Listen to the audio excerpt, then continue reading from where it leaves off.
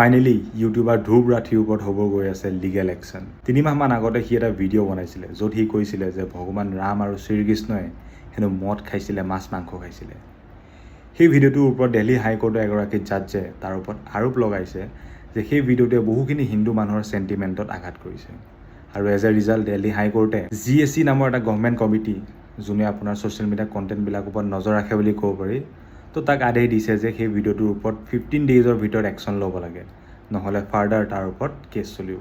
এতিয়া কথা হ'ল যে ধ্ৰুৱ ৰাঠি আমাৰ সনাতন ধৰ্মৰ কাৰণে এনেকুৱা এটা ভাইৰাছ, যোনে আমাৰ সনাতন ধৰ্মৰ বিশাল জ্ঞানবোৰ বাদ দি পেলাই এনেকুৱা কিছুমান ফ্লছ আপোনালোকক দেখাব, কিছুমান ভুল ইনফৰমেশ্যনৰ সৈতে, কিছুমান মিছ ইণ্টাৰপ্ৰিটেশ্যনৰ থ্ৰুদি আপোনাৰ এনেকুৱা লাগিব যেন আপুনি যোনবোৰ বস্তু মানি আছে এইবিলাক চব বেকাৰ, এইবিলাক চব মিছা, আৰু আপোনাক সনাতন ধৰ্মৰ এগেইনষ্টত খাৰা কৰি দিব, চ' ডেট আপুনি ফিউচাৰত ৰিলিজন কনভাৰ্ট কৰিবলৈ মন মেলে বা এথিজিমৰ পিনে মন মেলে। তাৰ ভিডিঅ'টো ৰিলিজ দিয়া টাইমতে মই এটা ভিডিঅ' বনাইছিলোঁ যে কেনেকৈ সি মানুহখিনিক মিছলিড কৰি আছে, আৰু সেই ভিডিঅ'টোৰ তলত আমাৰ অসমীয়া কিছুমান মানুহে, হিন্দু কিছুমান মানুহে এনেকুৱা কমেণ্ট কৰিছে, এনেকৈ তাক ডিফেণ্ড কৰিছে যেন সি ভগৱান ৰামতকৈ ওপৰত, আমি যেন ৰামৰ আদৰ্শ নহয় ধ্ৰুৱ ৰাঠিৰ আদৰ্শহে ল'ব লাগে। তো এনেকুৱা কিছুমান ভাইৰাছৰ পৰা বাচি থকাটো অতি আৱশ্যক। যদি আপোনাৰ কেতিয়াবা মনত কিবা কুৱেশ্যন উঠে বা নজনা কিবা জানিব মন যায়, তো তেতিয়া আপোনালোক এনেকুৱা মানুহৰ ওচৰত যাওক যাৰ ওচৰত সনাতন ধৰ্মৰ জ্ঞান আছে, এনেকুৱা প্ৰপাগেণ্ডিষ্টৰ ওচৰত নহয়।